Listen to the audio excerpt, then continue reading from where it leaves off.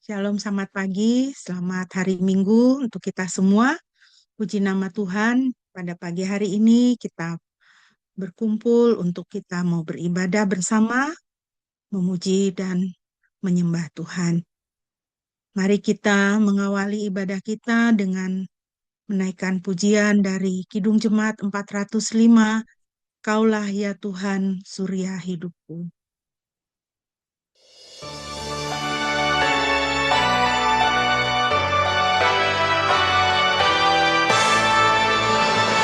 Kaulah ya Tuhan, surya hidupku. Asal Kau ada yang lengkap penuh. Siang dan malam Engkau ku kenal. Di hadirat-Mu jiwaku tenang. Kaulah hikmat-Ku, firman hidupku. Kau besertaku dan ku sertamu. Engkau namaku, aku anakmu. Denganmu Tuhan, ku satu penuh.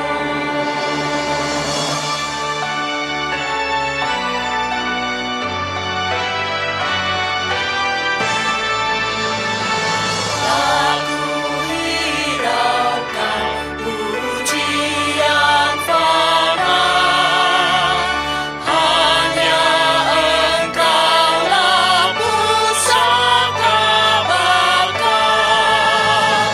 Raja di surga Engkau beriku, harta abadi bahagia penuh.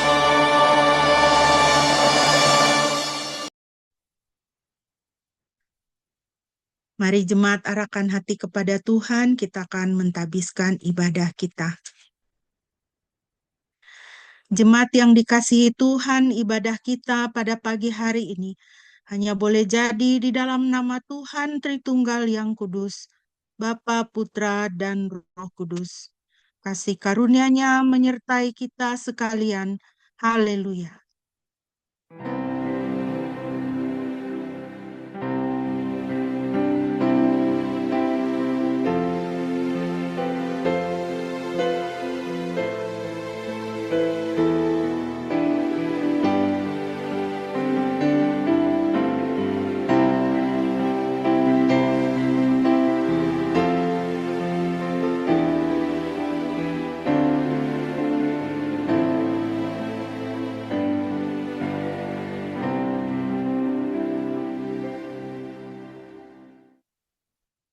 Nats pembimbing kita pada pagi hari ini terambil dari Injil Matius pasal 6 ayatnya yang ke-26.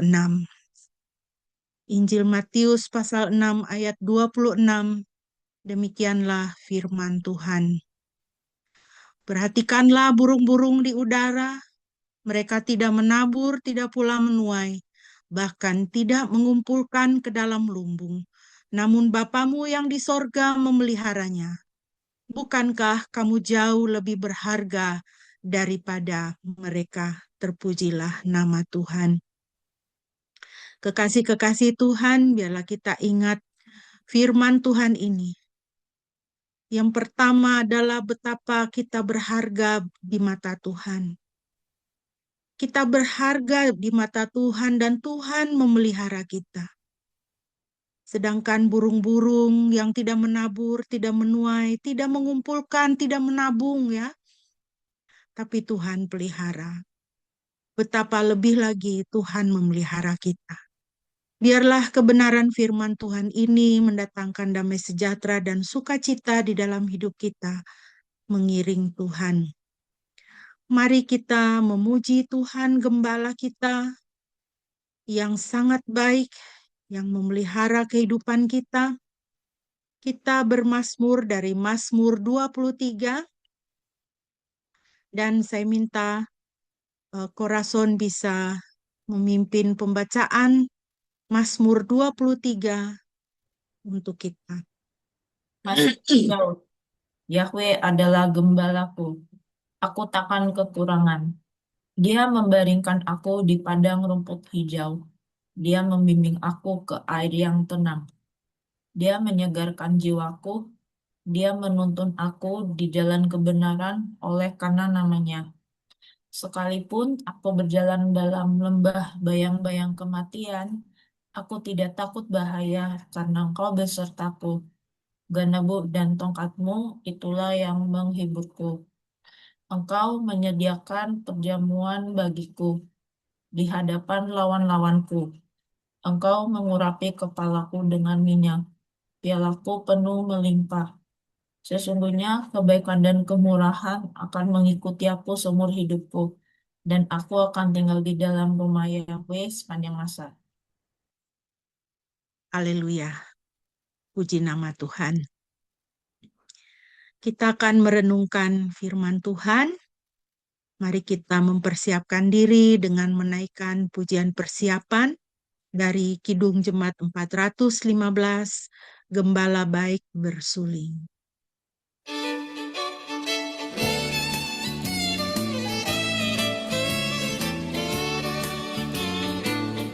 Gembala baik bersulinan merdu, membimbing aku pada air tenang dan membaringkan aku berteduh di padang rumput hijau berkenan. Oh, gembalaku itu Tuhanku, membuat aku tentram hening.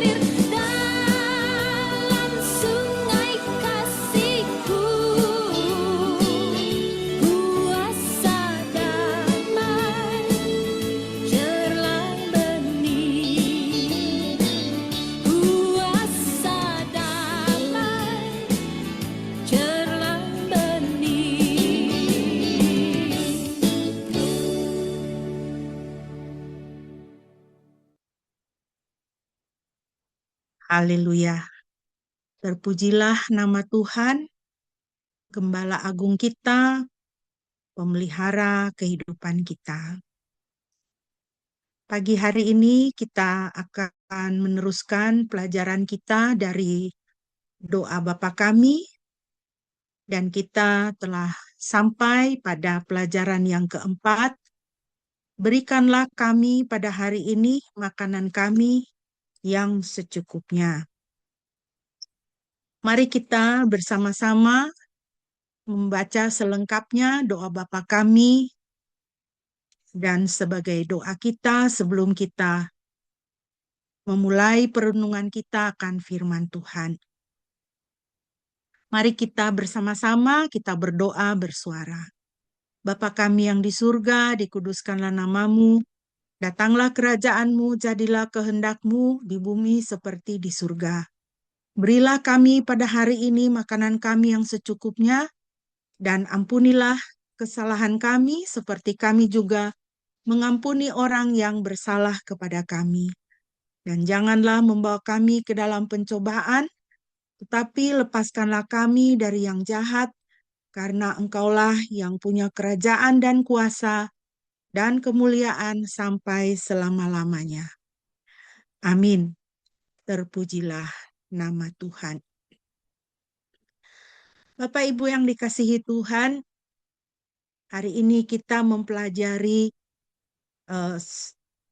satu bagian dari doa Bapa kami yang tercantum di dalam ayat yang ke-11 dari Matius pasal 6, yaitu berilah kami pada hari ini makanan kami yang secukupnya. Tepat di tengah-tengah doa Bapa kami ini, Tuhan Yesus menempatkan kebutuhan materi kita. Ini menunjukkan bahwa Tuhan itu peduli, dan Tuhan ingin supaya kita menyadari, ya, kita tidak lupa bahwa Tuhan juga peduli akan kebutuhan materi kita, akan apa yang kita makan. Tuhan ingin kita tahu bahwa kebutuhan harian kita, makanan kita sehari-hari, itu ada di pusat hatinya. Dan para ahli, para penafsir sepakat, ya, roti harian atau makanan kami yang secukupnya, ya, kalau di dalam bahasa Inggris itu our daily bread, ya. Bahasa Indonesianya roti harian, karena orang Barat itu kan makanan pokoknya itu roti, ya. Kita menerjemahkan dengan makanan harian. Nah, para penafsir Alkitab bersepakat bahwa makanan harian itu mencakup segala kebutuhan fisik, ya, bukan cuma nasi yang kita makan, lauk pauk, ya, tetapi semua kebutuhan fisik kita, bahkan keuangan, tempat tinggal, ya, semua yang kita perlukan. Nah, dengan kalimat ini Tuhan juga ingin kita tahu bahwa kita memiliki kebutuhan rohani dan jasmani yang utuh, ya. Jadi bukan hanya makanan, tetapi sandang, pangan, papan, kebutuhan jasmani yang utuh.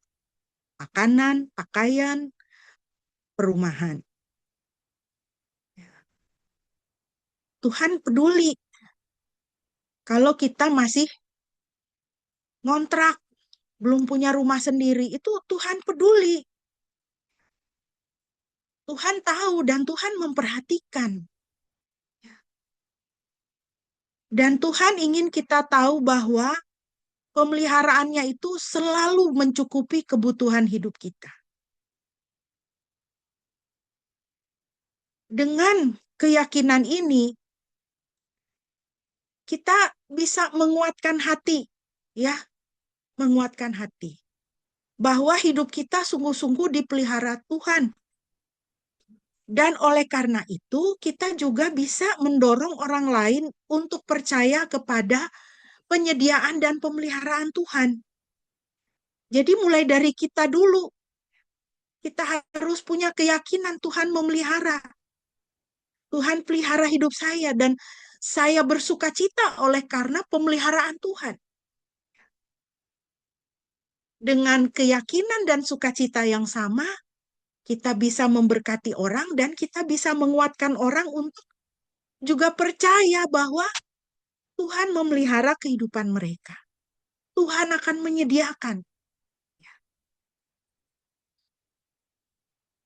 Bagi orang-orang di zaman Yesus pada waktu itu, roti harian atau makanan harian adalah hal yang sangat penting. Kebanyakan dari mereka tidak memiliki penghasilan tetap. Ya, kita lihat sajalah seperti para murid Yesus ya. Mereka adalah petani, nelayan, pengrajin, bahkan ada yang beberapa adalah budak, buruh harian, ya, yang hidup dari tangan ke mulut, ya. Atau dengan bahasa lain itu hidup itu ya apa yang ada itu yang dimakan begitu, ya. Hidup kalau orang tempat saya itu istilahnya rata-rata net begitu, ya. Apa yang dimakan untuk hari ini ya udah untuk hari ini saja. Apa yang ada di tangan ya itulah yang dimakan. Nah, besok lain lagi ceritanya. Ada atau tidak ada ya tidak tahu. Begitu, ya. Jadi kalau bisa mendapatkan cukup makanan itu adalah perjuangan sehari-hari. Dan itu tentu kalau mengetahui kebenaran firman Tuhan bahwa Tuhan tidak melupakan kebutuhan mereka, itu adalah sangat berita yang sangat menggembirakan, ya kan? Kalau kita makan cukup untuk hari ini saja, tidak ada yang bisa disimpan, tidak punya kepastian besok akan makan apa, ya. Tapi kalau kita tahu bahwa Tuhan tidak melupakan kebutuhan kita, tentu ini sangat menggembirakan. Ini mendatangkan apa namanya? Assurance, ya. Ketenangan di dalam hati. Menghilangkan kekhawatiran. Saya yakin dengan mengajarkan doa Bapa kami ini, ketika Tuhan Yesus mengatakan berikanlah kepada kami pada hari ini makanan kami yang secukupnya. Tuhan ingin supaya kita hidup itu tidak khawatir. Jangan ada kekhawatiran di dalam hati kita. Tetapi juga Tuhan mengharapkan kita untuk melakukan bagian kita dalam penghidupan kita. Alkitab banyak berbicara tentang kerja keras dan setia. Tapi dalam semua yang kita lakukan, Yesus ingin kita mempercayai Tuhan untuk pemeliharaannya. Jadi kita bisa yakin bahwa Tuhan memelihara kita, tetapi itu bukan mengajarkan kita untuk bermalas-malasan. Kita tetap harus bekerja keras, ya, bekerja dengan baik, dan setia. Dan yakin bahwa Tuhan memelihara kehidupan kita. Ya. Karena kalau kita membaca di dalam Alkitab, ya, orang pemalas itu ditegur dengan keras ya di dalam Amsal misalnya, hai pemalas, belajarlah kepada semut. Jadi harus dibiasakan untuk bekerja dan bekerja keras. Biasakan, disiplinkan untuk bangun pagi dan beraktivitas, ya. Jangan punya kebiasaan bangun siang. Ada satu pepatah di dalam bahasa Inggris dikatakan early bird catches the first worm. Burung yang bangun pertama, burung yang bangun pagi-pagi, dialah yang akan menangkap cacing yang pertama. Ya. Nasihat orang tua kita adalah orang yang bangun siang itu ya jauh dari berkat. Karena berkatnya sudah diambil burung, ya, sudah diambil orang lain. Biasakan hidup berdisiplin. Bangun pagi, beraktivitas, bergerak, ya, dan bekerja. Itu adalah cara kita menghormati Tuhan. Tetapi di dalam kita bekerja dan melakukan pekerjaan kita, harus tetap yakin bahwa Tuhan memelihara. Tuhan memelihara kehidupan kita. Ada perbedaan besar apakah kita bekerja dengan rasa takut atau dalam iman. Kalau kita bekerja dengan iman, kita bekerja itu dengan sukacita. Ya, kita bekerja dengan sukacita.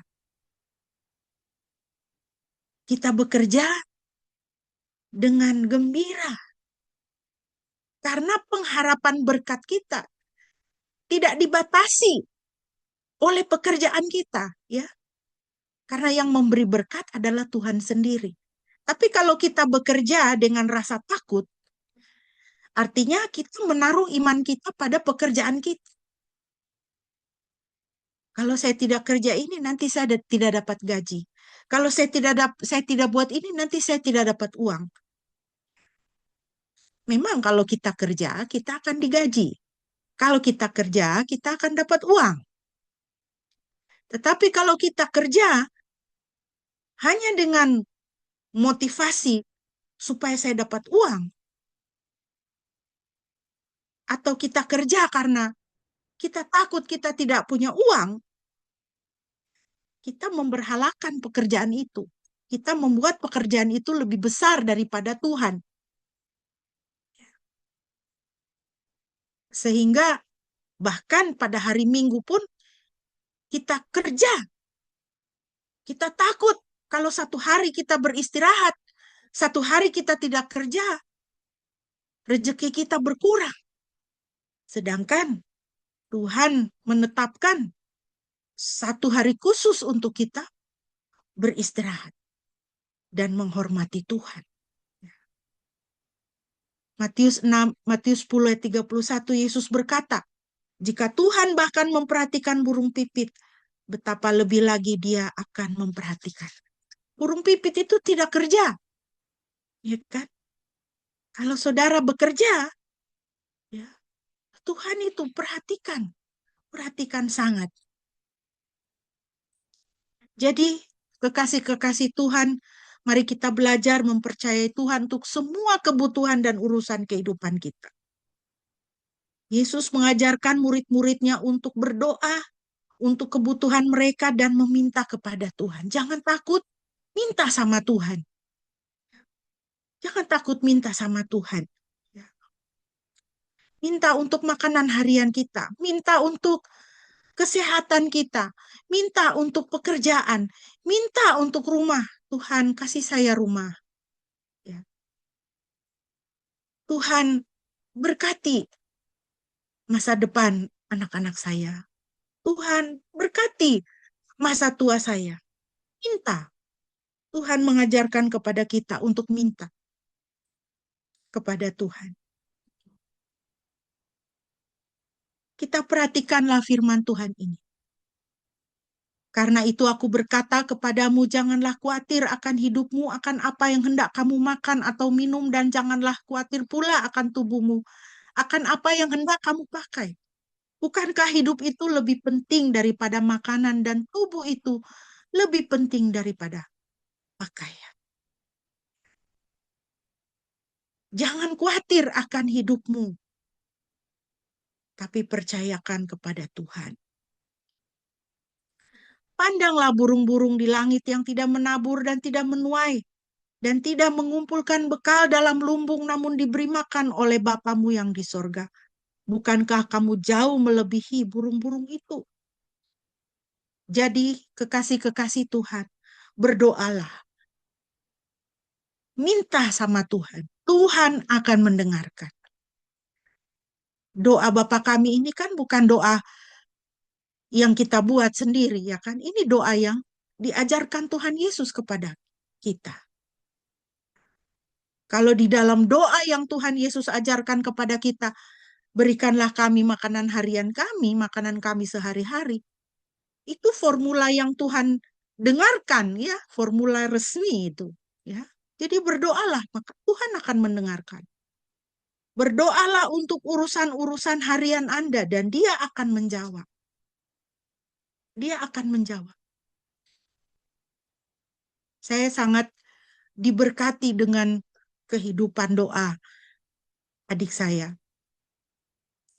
Adik saya yang dosen di Kupang, ya. Dia mau keluar rumah, dia berdoa. Dia mau hari ini dia ada meeting dengan siapa, dia berdoa. Dia mau pergi ke rumah sakit, dia berdoa. Ya. Beberapa bulan yang lalu dia menjalani operasi pengangkatan rahim. Sebelum dia ke rumah sakit, dia doakan dokter, dia doakan anestesi, dia doakan perawat. Saya pikir saya aja tidak seperti itu gitu, ya. Tapi saya sangat diberkati, ya. Saya belajar dari dia juga. Ya. Dia doakan semuanya. Satu kalimat yang selalu dia katakan adalah, Tuhan, saya tidak akan keluar dari rumah ini kalau Tuhan tidak keluar dengan saya. Saya tidak akan jalan kalau Tuhan tidak jalan sama saya.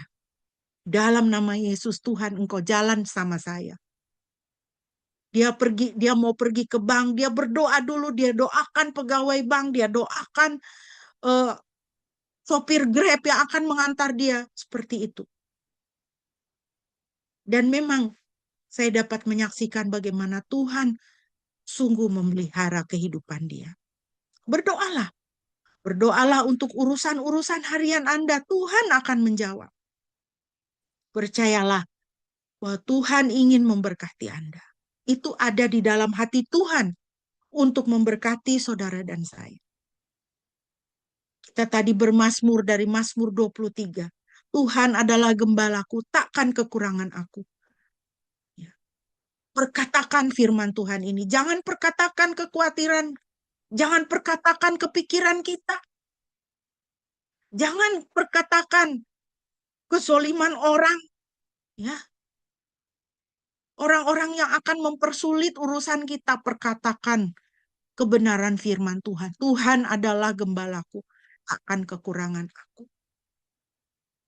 Kalau saudara ingat Abraham, ya, Kejadian 12 ayat 2 ini, perkataan Tuhan yang sangat luar biasa bagi Abraham dan sangat memberkati kita semua. Janji Tuhan adalah, aku akan membuat engkau menjadi bangsa yang besar, memberkati engkau, serta membuat namamu masyhur, dan engkau akan menjadi berkat. Jadi bukan hanya memenuhi kebutuhan kita, tetapi memberkati saudara dan saya. Kita diberkati, dan supaya kita bisa menjadi berkat untuk orang lain. Tetapi orang modern ini, kalau rasa udah diberkati, flexing, ya kan gitu. Flexing bukan menjadi berkat, tapi jadi narsis. Mending kalau ada modalnya, ada berkatnya, ya kan? Lebih parah lagi, istilahnya nggak punya modal, sombong. pamer. Ya, ini menyedihkan saudara fenomena seperti ini. Anak-anak Tuhan itu tidak begitu. Anak-anak Tuhan itu ya diberkati oleh Tuhan supaya menjadi berkat. Punya tangan supaya menolong orang lain, mengangkat orang lain, bukan mengangkat diri sendiri, bukan memasyurkan diri sendiri, tetapi memasyurkan Tuhan yang adalah sumber berkat kita. Jadi ya, kalau kita belum menjadi berkat untuk orang lain, kita belum hidup sebagai anak-anak Abraham. Kita belum hidup menghidupi doa Bapa kami ini. Seperti yang diajarkan oleh Tuhan Yesus. Roma 4 ayat 18. Abraham percaya, bertentangan dengan segala harapan bahwa dia akan menjadi bapa dari banyak bangsa. Dia percaya. Ya. Walaupun ya mungkin di dalam pikirannya dia tidak mengerti apa ini manifestasi bahwa saya akan menjadi bapa dari banyak bangsa ini seperti apa nantinya, itu mungkin tidak ada di dalam pikirannya, tidak terbersit, dia tidak punya gambaran, dia tidak tahu. Tetapi dia menaruh percayanya kepada Tuhan. Iya Tuhan, Tuhan omong apa, itu sudah. Dan itu cukup untuk saya. Jadi kita juga harus begitu. Harus punya sikap seperti itu. Tuhan bilang apa, walaupun saya tidak mengerti, ya itu sudah dan saya percaya. Dan itulah yang akan berlaku dalam hidup saya. Tidak pakai hukum kira-kira. Tuhan omong begini, kira-kira nanti kayak bagaimana ya perwujudannya ya? Saya kok kepo ya, gimana ya? Gitu. Ah, tidak mungkin, itu impian yang terlalu besar. Saya ini orang kecil. Tidak, percaya saja. Percaya artinya kita menyerahkan diri kita di dalam tangan pemeliharaan Tuhan. Kalau Tuhan yang pegang saya, maka saya akan baik-baik saja. Itulah ya dan amin, ya. Kita berdoa itu kan kita selalu akhiri dengan amin. Amin artinya ya, sedemikianlah adanya. Terjadilah demikian adanya di dalam nama Yesus. Itu artinya. Ya, jadi kita harus melatih ya, harus melatih iman kita. Ya dan amin. Ketika Tuhan berbicara mengenai makanan sehari-hari, artinya memiliki kecukupan untuk kehidupan kita. Tidak terlalu banyak, tidak terlalu sedikit. Ya, cukup. Kita juga mungkin harus belajar memberi dan memberikan persepuluhan dari apa yang kita miliki yang berkaitan dengan pemeliharaan harian kita. Ya. Karena makanan harian itu bukan hanya yang kita makan, nasi, ikan, sayur ya. Seperti tadi kita sudah belajar, itu juga menyangkut uang kita, menyangkut rumah kita, ya, menyangkut harta benda yang ada di dalam kehidupan kita. Nah, di sini ada satu kebenaran firman Tuhan yang harus kita jalankan di dalam kehidupan kita. Bukan hanya sekedar kita memberi, ya, dan memberikan persepuluhan. Saya sangat diberkati oleh bagaimana orang tua saya mendidik saya dan adik-adik dan memberikan contoh. Dan saya lihat itu dikerjakan oleh adik-adik saya. Di rumah bukan hanya ada beras untuk kami makan, tapi juga ada beras untuk orang yang berkekurangan.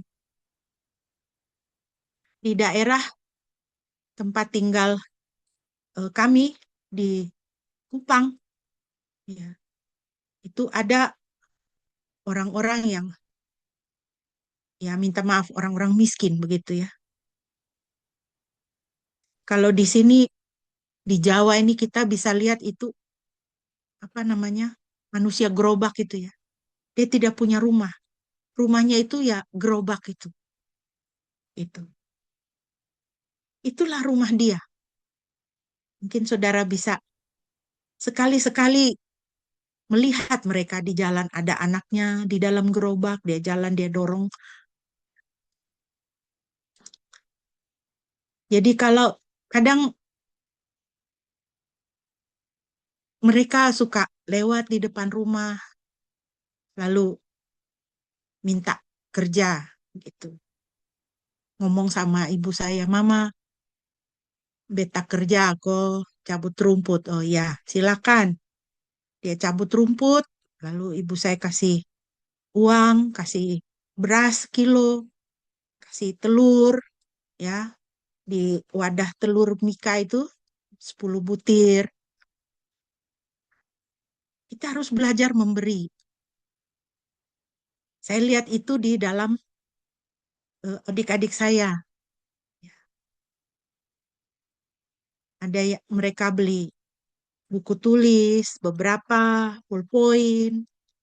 Nanti kalau ada anaknya dikasih kasih buku tulis, kasih ballpoint, kasih buku gambar. Tidak banyak, tetapi itu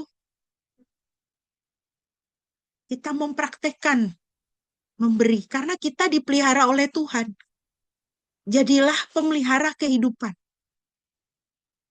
Dan saya mengucap syukur karena saya menikah dengan orang yang punya hati seperti itu, ya. Bapak Gembala itu punya hati seperti itu. Kadang kalau kita jalan ketemu orang manusia gerobak itu, pasti dia akan memberikan sesuatu untuk mereka. Saya rindu kita sebagai jemaat Gekindo, kita juga punya hati memberi. Ya. Tidak usah banyak. Ya. Apa yang ada pada kita, kita berikan. Ya.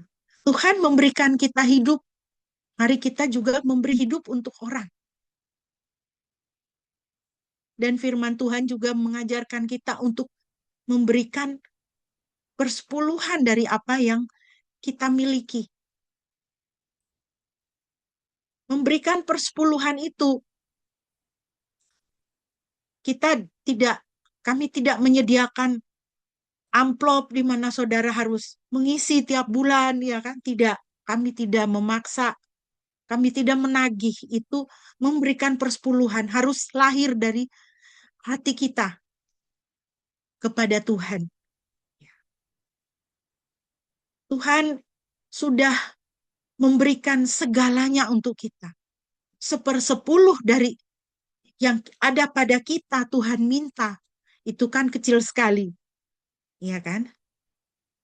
Tapi dengan memberikan persepuluhan kita melatih diri kita untuk bertanggung jawab dan memanage keuangan kita dengan baik. Kalau kita tidak mengerti bagaimana cara mengatur keuangan kita, itu pun kita bisa minta sama Tuhan. Tuhan, tolong saya bagaimana atur keuangan saya. Beri saya hikmat. Mintalah supaya Tuhan memimpin saudara untuk mengatur. Ya, kalau saudara punya pertanyaan-pertanyaan tentang hal-hal fisik, hal-hal materi dalam hidupmu, tanya sama Tuhan. Tanya sama Tuhan.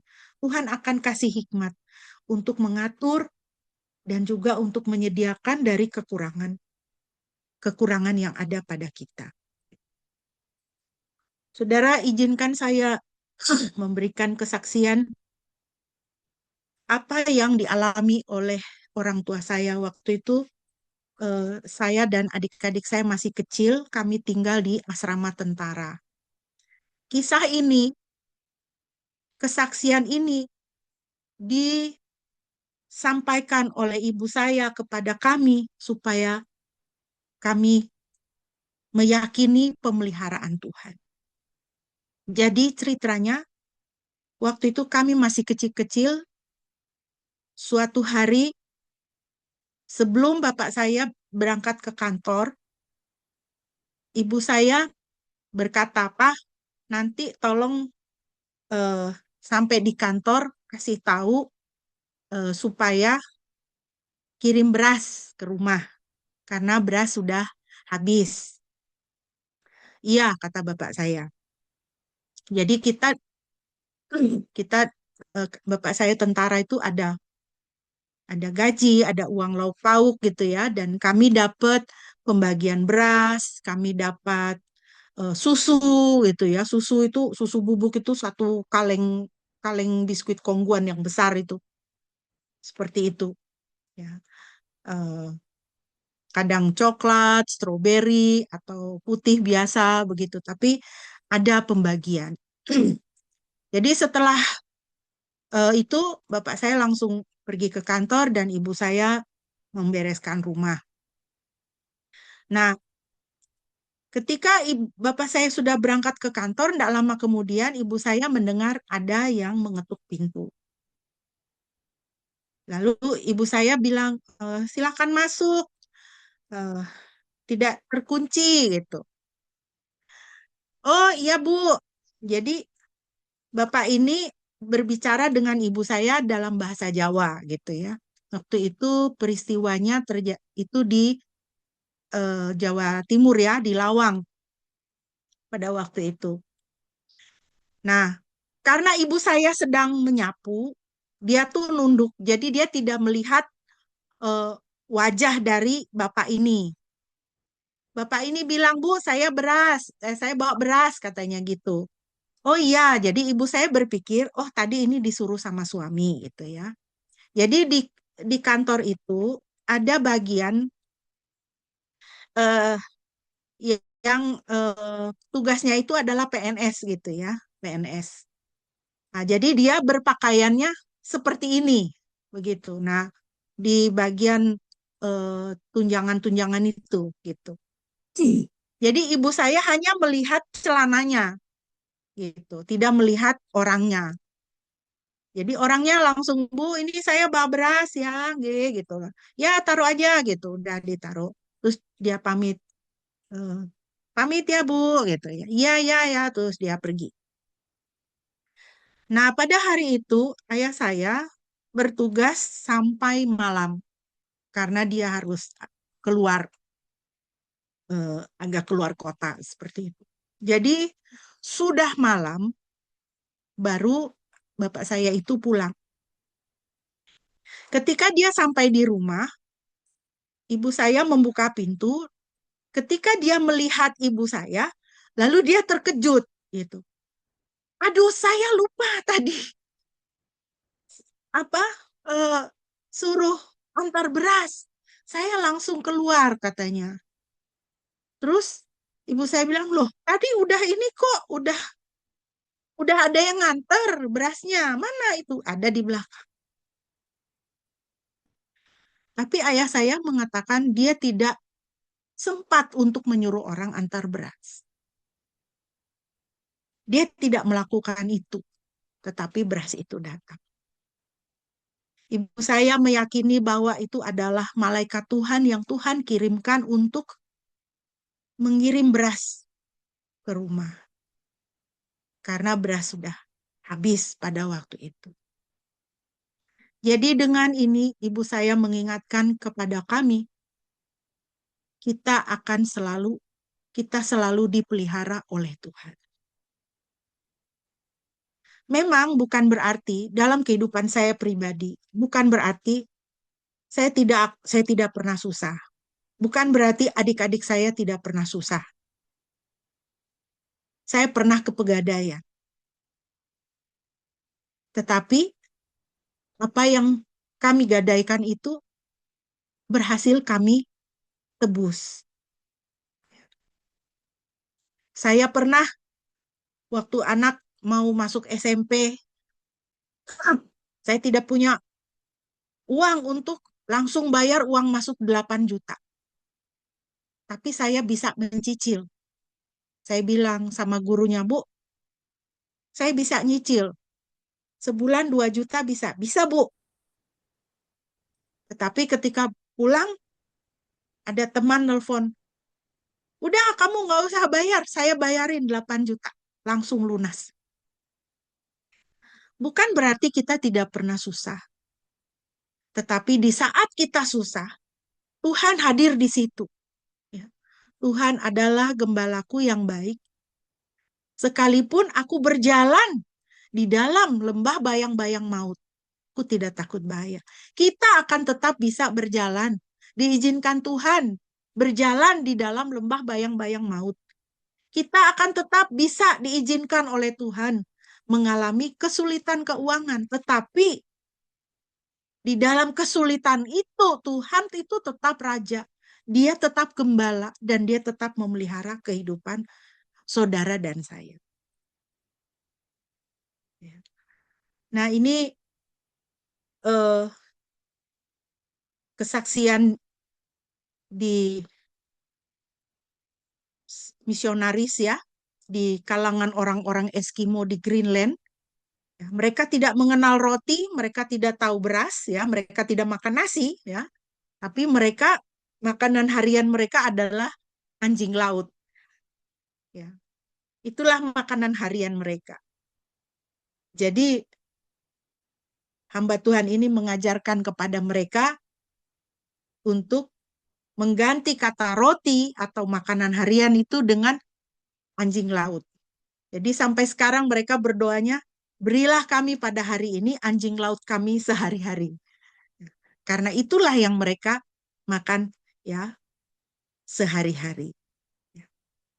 Jadi itulah sebabnya dalam bahasa Indonesia, our daily bread, roti kami sehari-hari, roti harian kami itu diterjemahkan dengan makanan kami yang secukupnya. Dan itulah sebabnya kita mesti berdoa sebelum kita makan untuk kita mengucap syukur. Nah, ini adalah beberapa contoh doa syukur sebelum makan. Ya. Doanya pendek saja, saudara bisa hafalkan ya. Supaya jangan ada alasan, aduh saya tidak bisa berdoa. Saya tidak tahu berdoa. Semua anak Tuhan harus bisa berdoa, ya. Terima kasih Tuhan untuk makanan yang akan kami terima dan menyehatkan tubuh kami. Demi Kristus. Amin. Pendek saja ya kan? Atau sedikit lebih panjang. Ya Tuhan, terima kasih untuk makanan ini, untuk tangan-tangan yang telah mempersiapkannya dan untuk kebersamaan yang kami bagikan. Berkatilah makanan ini dan sehatkanlah tubuh kami. Amin. Ya. Nggak usah berdoa untuk perdamaian dunia, untuk yang lain-lain ya. Berdoa mengucap syukur untuk makanan kita saja. Ya. Karena orang seringkali takut untuk disuruh pimpin doa makan, dia stres duluan mau ngomong apa. Ya. Pakai saja doa yang singkat, sederhana, nyatakan ucapan syukur atas berkat makanan yang Tuhan sudah berikan untuk kita. Kita ingat anjuran Rasul Paulus, dengan rasa syukur kita menguduskan makanan untuk menjadi berkat. Kita menerima, doa makan itu artinya kita menerima makanan kita dengan mengucap syukur, berterima kasih kepada Tuhan. Itu adalah perkataan yang positif, ya kan? Ada satu nasihat yang diberikan oleh orang tua saya adalah, ya, don't speak evil in front of your food. Jangan ngomong yang jahat, yang negatif di hadapan makanan kamu. Kamu sudah memulainya dengan doa makan. Doa makan itu adalah grace, gratitude ya, ucapan syukur, itu adalah kalimat positif. Ya. Jadi dilanjutkan ketika kita sambil makan, ya, ucapkan kalimat-kalimat yang positif. Obrolkan di meja makan itu obrolan yang menyenangkan. Jangan mempercakapkan kesulitan, jangan mempercakapkan hal-hal yang negatif di hadapan makanan kita. Jangan bertengkar, lagi makan bertengkar. Jangan bertengkar di depan makanan. Karena itu adalah pemberian Tuhan. Ya. Itu adalah pemberian Tuhan. Apa yang kita ucapkan, ya, itu bisa mengubah makanan kita. Bagaimana bisa begitu? Seorang profesor di Jepang mengadakan penelitian terhadap 2 gelas air, ya. Jadi dia taruh air di dalam gelas 2. Kepada air di gelas A, dia mengucapkan kalimat-kalimat yang positif setiap hari. Kepada air di gelas B, dia mengucapkan kalimat-kalimat yang negatif.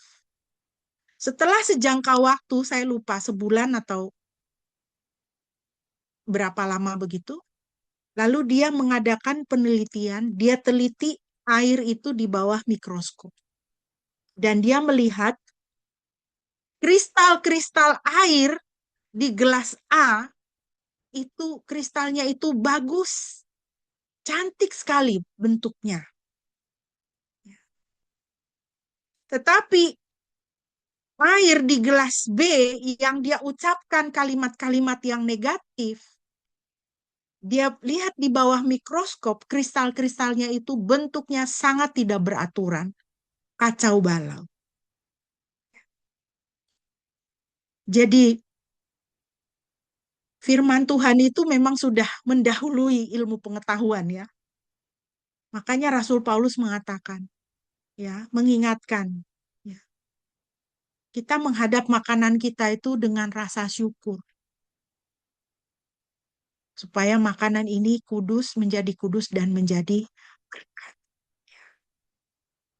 Berdoalah untuk makanan kita, berkati, sehingga itu juga bisa menjadi kesaksian untuk orang lain. Ya, bukan kita mau show off ya. Kayaknya kita ini orang yang paling suci.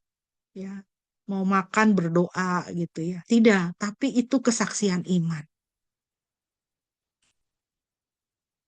Jadi saudara-saudara berdoalah untuk makanan bagi tubuh kita. Berdoalah untuk keutuhan dan kesembuhan tubuh kita. Ya. Ucapkan firman Tuhan, ucapkan hal yang baik, hal yang positif untuk tubuh kita. Kalau kita sakit, ya, kita rasa lemah. Siapa di antara kita sakit pada saat ini? Taruh tangan di bagian yang sakit dalam nama Yesus. Oleh bilur-bilur Yesus saya sudah sembuh. Perkatakan firman Tuhan. Doa untuk makanan dan pemeliharaan adalah permohonan yang menyeluruh, melibatkan semua kebutuhan material dan fisik kita. Dan banyak orang mengalami kesembuhan fisik maupun kesembuhan batin. Saudara praktekkan, ya, perkatakan, ya, firman Tuhan dengan iman, ya, untuk kebutuhan fisik kita.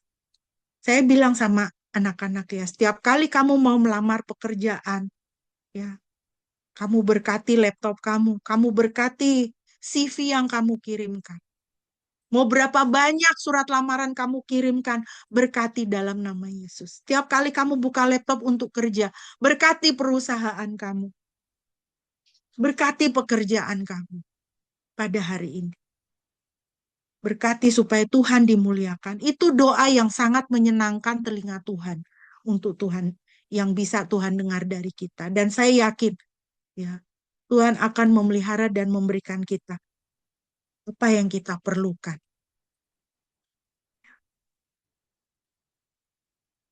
bagaimana kita mengalami kesembuhan. Berdoalah untuk orang sakit. Kita sedang sakit, iya. Kita berdoa minta Tuhan sembuhkan. Tetapi ada satu kebenaran juga. Berdoalah untuk orang yang sakit. Berdoalah untuk orang yang sakit. Supaya apa? Supaya saudara juga disembuhkan oleh Tuhan. Ini adalah konsep sebenarnya apa? Menjadi berkat seperti yang dijanjikan, apa yang diperintahkan, diamanatkan Tuhan kepada Abraham. Aku akan memberkati kamu supaya kamu jadi berkat. Ya kan?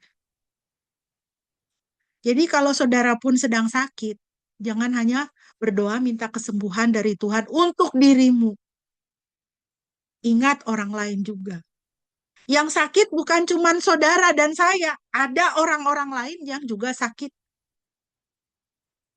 Berdoalah untuk mereka. Saudara ingin sembuh, orang lain juga ingin sembuh. Minta kesembuhan dari Tuhan, minta kesembuhan dari Tuhan untuk orang itu juga. Jadi itulah kita itu selalu harus belajar untuk tidak fokus kepada diri sendiri. Tidak fokus kepada penderitaan penyakit diri sendiri. Karena kalau kita fokus pada penyakit kita sendiri, kita tuh jadi apa namanya, self pity gitu ya. Jadi mengasihani diri sendiri.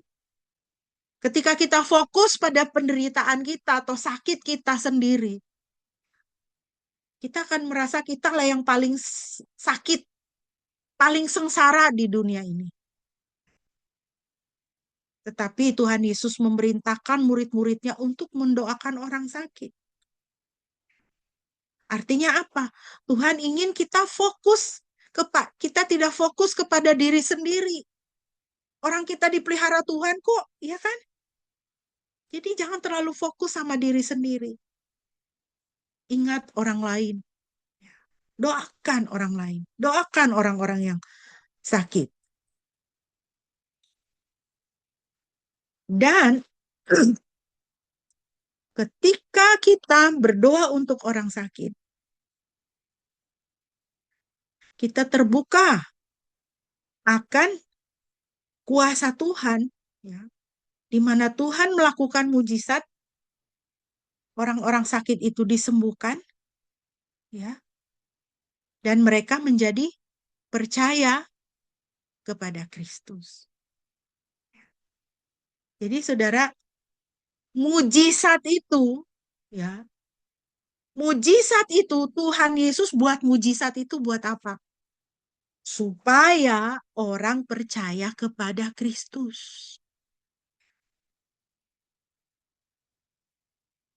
Tuhan, jadi seringkali ya kita minta-minta mujizat sama Tuhan.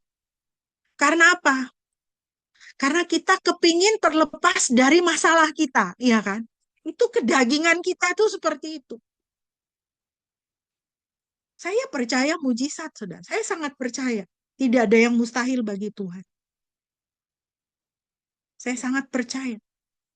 Dan saya sangat percaya Tuhan sanggup melakukan mujizat-mujizat dalam hidup saya. Tetapi kita sebagai anak Tuhan, iman kita itu tidak boleh pada mujizat. Iman kita itu pada yang membuat mujizat. Amin. Kalau Tuhan buat mujizat itu supaya ada orang yang diselamatkan. Gitu. Dulu waktu saya di Bandung, saya koordinator sekolah minggu di satu gereja dan asisten koordinator sekolah minggu saya itu, asisten saya itu, ibunya itu bukan orang Kristen. Bapaknya orang Kristen, tapi bapaknya tidak pernah menyampaikan Kristus atau ngajak ibunya ke gereja, tidak pernah. Jadi masing-masing begitu. Satu hari ibunya itu sakit berat, sakit parah, pergi ke dokter, dokter ya udahlah pulang aja minum vitamin begitu ya, tidak. tidak bisa diobati lagi, nggak tahu sakit apa. Akhirnya dalam keputusasaan, ibu ini dia berdoa, dia bilang, Tuhan Yesus, Tuhannya suami saya, kalau Engkau adalah Tuhan, sembuhkanlah saya. Saya akan menyembahmu. Kemudian tiba-tiba kamarnya itu bercahaya, lalu dia melihat Tuhan Yesus. Tuhan Yesus itu hanya tersenyum sama dia. Nah, itu Tuhan Yesus itu balik badan, Tuhan Yesus pergi. Lalu kamarnya kembali seperti biasa. Setelah itu dia bangun, dia berjalan. Dia disembuhkan. Lalu dia menjadi pengikut Kristus. Itulah mujizat yang Tuhan lakukan. Tuhan masih sanggup. Dan saya yakin sampai hari ini Tuhan masih melakukan mujizat. Supaya orang-orang boleh diselamatkan. Mari kita berdoa untuk lebih banyak mujizat. Supaya lebih banyak orang boleh juga diselamatkan. Dan mari kita berdoa dengan iman seperti Yabes. Yabes berseru kepada Elohim Israel dengan mengatakan, biarlah engkau memberkati aku dan memperluas batas wilayahku. Juga tanganmu akan menyertaiku. Engkau melindungiku dari yang jahat agar tidak menyakiti aku. Kemudian Elohim memenuhi permohonannya. Berdoa seperti Yabes. Dengan penuh keyakinan, dengan penuh keberanian, ya. Tidak meragukan kuasa Tuhan. Doa yang seperti itu, doa permohonan seperti itu didengar oleh Tuhan. Dan firman Tuhan mencatat, Elohim memenuhi permohonannya. Tuhan mengabulkan permintaannya. Berdoalah juga untuk orang-orang sakit di antara kita. Berdoalah secara pribadi. Tumbuhkan sukacita atau kerinduan untuk berdoa. Berdoa sendiri. Atau berdoa bersama keluarga. Ya. Rumah tangga Kristen, keluarga Kristen, rumah-rumah orang Kristen. Itu harus punya kebiasaan berdoa bersama di dalam keluarga. Ya. Saya salut juga sama teman-teman atau tetangga-tetangga saya yang Muslim. Ya.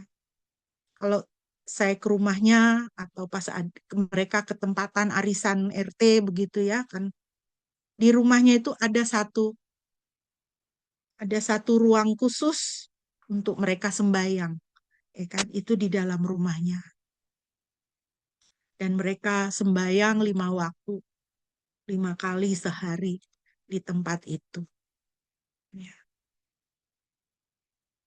Apakah di rumah kita demikian? Kita tidak punya ruang doa khusus mungkin. Karena rumah kita, satu rumah itu harus menjadi rumah di mana tempat di mana kita berdoa. Di ruang tamu, di meja makan, ya, di ruang keluarga, itulah ruang doa kita. Berdoalah bersama keluarga. Ya. Mulai tumbuhkan kebiasaan itu. Jangan ada kebiasaan bertengkar. Ya. Jangan ada kebiasaan bergosip. Tapi buatlah kebiasaan berdoa bersama. Baca firman. Ya. Atau punya 2 atau 3 orang teman. Yuk kita berdoa yuk. Berdua. Gitu. Jangan berhenti di curhat-curhatan. Tetapi menjadi teman berdoa. Kalau dia curhat, katakan, aku turut merasakan masalah kamu ya, aku turut prihatin. Mari kita berdoa ya. Saudara bisa mulai dengan seperti itu. Saudara bisa menjadi menghadirkan Kristus di antara kalian berdua ya. berdoa dengan teman, 2 atau 3 orang. Di mana 2 atau 3 orang berkumpul, Tuhan Yesus katakan, di situ Tuhan hadir. Kita ingat peristiwa ini ketika Petrus memegang orang yang lumpuh di depan bait suci. Petrus berkata, emas dan perak tidak ada padaku, tetapi apa yang kupunyai kuberikan kepadamu. Dalam nama Yesus Kristus, orang Nazaret itu bangkit dan berjalanlah. Lalu ia memegang tangan kanan orang itu dan membantu dia berdiri. Seketika itu juga kuatlah kaki dan pergelangan kaki orang itu. Ya itulah, teman saudara curhat, masalahku begini-begini. Saudara bisa katakan, saya tidak bisa menolong, ya. Saya tidak bisa menolong. Saya pun tidak tahu nasihat apa yang bisa saya kasih sama kamu. Karena masalahmu itu rumit sekali. Ya. Keadaanmu itu membuat saya sedih juga. Tetapi saya tahu satu nama yang bisa menolong, yaitu Yesus Kristus. Kalau kamu mau, mari kita bicara sama Tuhan Yesus sekarang. Kita serahkan masalahmu. Kita berdoa ya. Nah seperti itu saudara. Ya, seperti itu. Dan lihat kuasa Tuhan.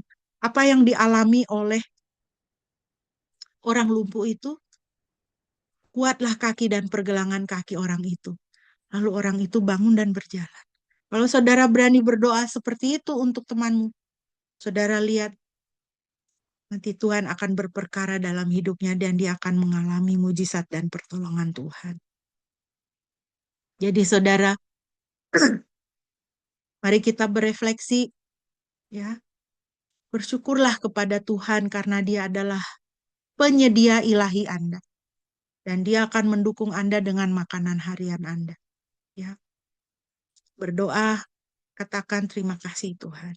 Engkau adalah penyediaku, engkau pemeliharaku. Katakan seperti itu kepada Tuhan di dalam doa kita. Dan minta kepada Tuhan untuk menolong saudara supaya tidak khawatir, ya. Situasi negara kita saat ini banyak mendatangkan kekhawatiran, ya. Gempa, kebakaran, kekeringan, ya. Masalah ekonomi, meningkatnya kejahatan dan sebagainya. Mintalah kepada Tuhan supaya saudara tidak khawatir. Minta kepada Tuhan supaya Roh Kudus menolong saudara tidak berbicara negatif tentang pekerjaan atau perusahaan Anda. Minta kepada Roh Kudus supaya tanamkan perkataan-perkataan positif yang membangun di dalam hati dan pikiran dan mulut saudara. Dan belajar untuk mempercayai tuntunan Tuhan dalam kehidupan. Saudara mungkin tidak lihat sekarang, kita tidak lihat sekarang, tetapi Tuhan, apa yang Tuhan katakan, itulah yang jadi sama saya. Saya percaya. Dan juga berdoalah agar Roh Kudusnya menolong saudara untuk menjadi jujur dan rajin dalam pekerjaan Anda. Dalam hal jasmani, agar dia menginspirasi saudara untuk menjaga barang dan uang yang telah dipercayakannya kepada Anda. Karena apa yang kita miliki semuanya itu bukan milik kita, itu adalah milik Tuhan. Dan berikanlah kepada Tuhan secara teratur sesuai dengan pendapatan saudara, persepuluhan saudara, ya, berikanlah kepada Tuhan, berikanlah kepada gereja Tuhan. Ya. Karena itu Tuhan minta, Tuhan mau. Ya. Kalau saudara tidak tahu bagaimana, tanya. Ya. Saudara bisa tanya sama Tuhan. Tuhan kasih tahu saya siapa yang boleh saya mau memberkati siapa hari ini. Dan bagaimana caranya saya bisa memberkati orang lain hari ini. Tanya sama Tuhan. Tuhan pasti akan kasih tahu apakah Tuhan akan menyuruh saudara memberikan materi ataukah Tuhan menyuruh saudara menjadi penasihat atau memberkati dengan perkataan. Tanya sama Tuhan. Tuhan, saya mau memberkati orang lain hari ini. Kasih tunjuk saya caranya bagaimana dan kasih tunjuk saya siapa orang yang harus saya berkati hari ini. Begitu. Ya, saudara ya. Ya, kiranya saudara boleh diberkati dan saya minta kesediaan Bapak Gembala untuk boleh memimpin kita dalam doa respon dan doa syafaat. Mari jemaat kita bersatu dalam doa. Tuhan, terima kasih untuk firman-Mu yang boleh kami dengar pada pagi ini. Terima kasih karena melalui doa Tuhan yang diajarkan oleh Tuhan Yesus, kami diingatkan untuk percaya akan pemeliharaan-Mu atas hidup kami. Bahwa hari lepas hari, Engkau akan menyediakan kebutuhan kami. Apakah itu kebutuhan makanan, kebutuhan untuk tempat tinggal, kebutuhan untuk menyekolahkan anak-anak kami, kebutuhan untuk berobat di rumah sakit ketika kami sakit atau keluarga kami yang sakit. Kami tahu Tuhan, Engkau akan mencukupkan semua yang kami perlukan.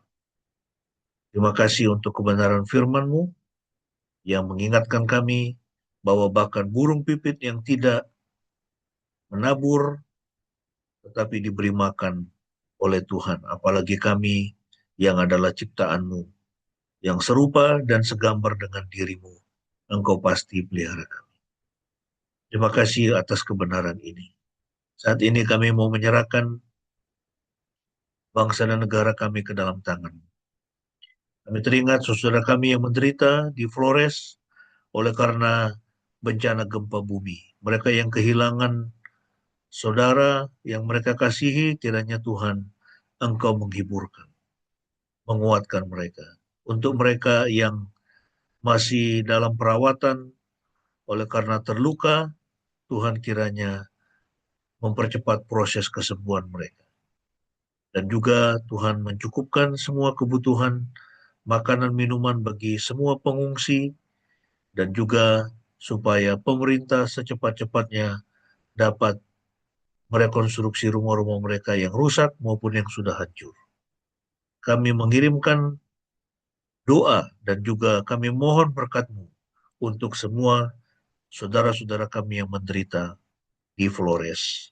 Begitu juga kami mendengar bencana kekeringan di mana-mana. Ya Tuhan, kami mohon kiranya Tuhan Engkau mencurahkan hujan untuk wilayah-wilayah yang mengalami kekeringan di seluruh Indonesia. Begitu juga yang mengalami kebakaran hutan di Kalimantan, di Sumatera, di Papua. Tuhan kiranya nolong untuk pemerintah kami bisa mengatasinya dan juga supaya hujan segera turun. Kami mohon Tuhan, kirimkanlah hujan untuk wilayah-wilayah yang mengalami kekeringan dan juga kebakaran-kebakaran hutan. Saat ini kami mau menyerahkan setiap anggota jemaat-Mu yang mengalami sakit. Kami teringat untuk Pak Hin dalam proses pemulihan, Tuhan lawatlah dia, dan kami mohon kesembuhan yang sempurna boleh terjadi atas hidupnya. Jamah dia Tuhan, dan juga cukupkan semua kebutuhan untuk pengobatan, juga perawatan. Tuhan tolong supaya dia boleh mengalami kesembuhan yang sempurna. Kau berkati Ibu Metan dan juga semua anak-anak yang mendampingi. Tuhan berikan mereka kekuatan, damai sejahtera dan sukacita yang melampaui segala akal boleh mereka alami. Kami teringat untuk ayahnya Dion juga yang sakit. Tuhan kiranya melawat dia. Tuhan mengangkat semua penderitaannya. Tuhan mengangkat semua kelemahannya. Dan hari ini Tuhan kami mohon Engkau berikan dia damai sejahtera dan sukacita. Dan juga pemulihan yang ajaib dari Tuhan boleh terjadi atas hidupnya. Kami serahkan untuk Mama di Jakarta juga dalam proses pemulihan mata pasca operasi. Tuhan juga kiranya nolong supaya retina ini bisa kembali pulih seperti semula dan juga Mama bisa melihat dengan sempurna ya Bapak. Terima kasih Tuhan, berkati kami semua dalam setiap pergumulan kami. Jikalau ada yang sakit, Tuhan jamah, Tuhan sembuhkan. Jikalau yang ada sedang dalam pergumulan untuk mencari pekerjaan, Tuhan buka jalan, berikan pekerjaan buat semua anak-anak-Mu. Dan juga untuk setiap anak-anak kami yang masih studi, Tuhan tolong agar mereka dapat menyelesaikan studi mereka dengan sebaik-baik. Terima kasih Bapa, kami alaskan doa ini dengan doa Bapa kami sebagaimana yang Tuhan Yesus sudah ajarkan. Mari kita naikkan bersama-sama. Bapa kami yang di surga, dikuduskanlah namamu, datanglah kerajaan-Mu, jadilah kehendak-Mu di bumi seperti di surga. Berikanlah kami pada hari ini makanan kami yang secukupnya, dan ampunilah kami akan kesalahan kami, seperti kami juga mengampuni orang yang bersalah kepada kami. Dan janganlah membawa kami ke dalam pencobaan, tetapi lepaskanlah kami daripada yang jahat, karena Engkaulah yang punya kerajaan dan kuasa dan kemuliaan sampai selama-lamanya. Amin.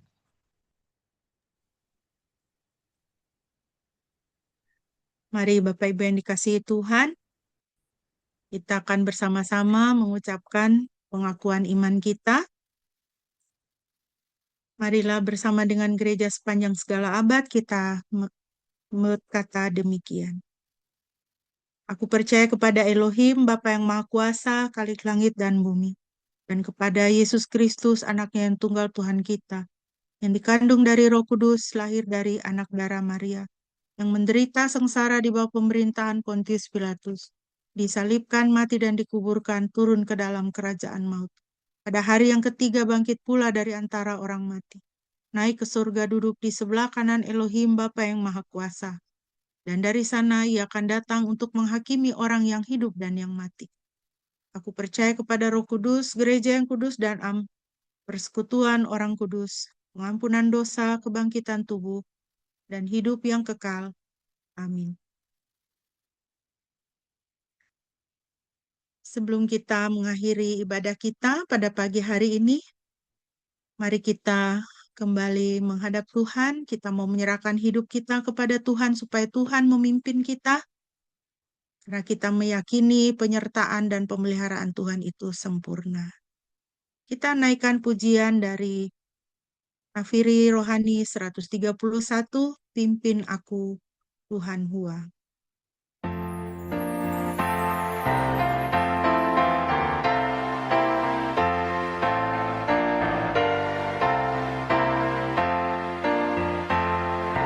Pimpin aku Tuhanku dalam gurun dunia.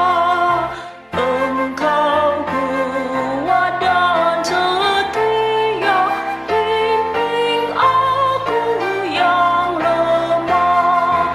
Roti surga, jadilah makananku. Jadilah makananku.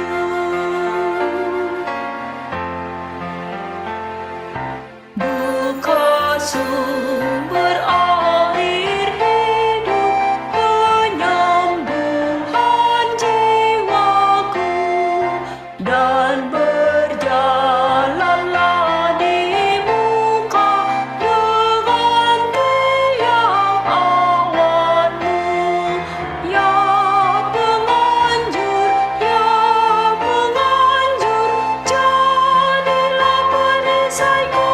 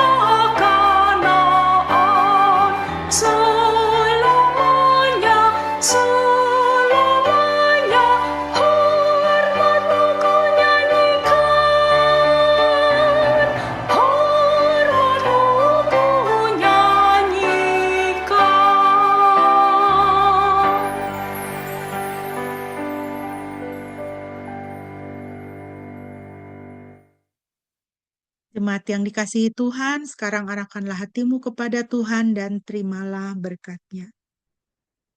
Yahweh memberkati engkau dan memelihara engkau. Yahweh membuat wajah-Nya bersinar atasmu dan memberi engkau anugerah. Yahweh mengarahkan wajah-Nya kepadamu dan memberi engkau damai sejahtera. Pujilah Khalik semesta.